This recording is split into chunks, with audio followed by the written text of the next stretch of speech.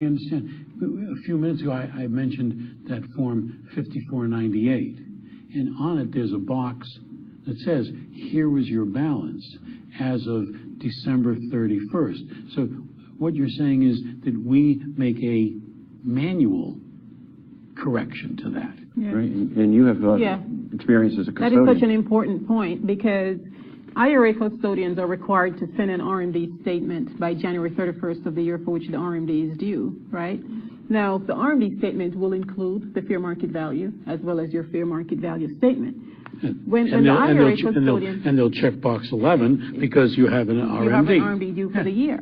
But when the IRA custodian calculates your RMD, they're going to take a snapshot of your account as they have it. So they're going to look at your fair market value. They're going to figure out your life expectancy, and you're going to do the calculation. They won't do the adjustments for the outstanding rollovers, the outstanding recharacterization, outstanding transfers, because the IRS says they don't have to worry about that, which means the RMD calculation could be wrong.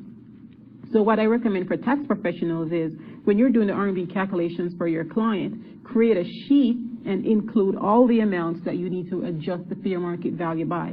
So you ask your client, did you take a distribution last year that you rolled over this year?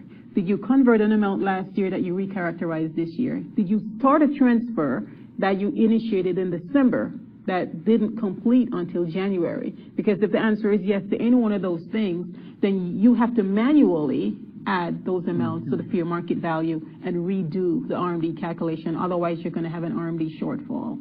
In addition to that, Mike, we if we paid a little bit too much over to our QLAC, right? We exceeded the 25% or 125,000 limit. If there was an excess, we'd have to add that back in as well. Right.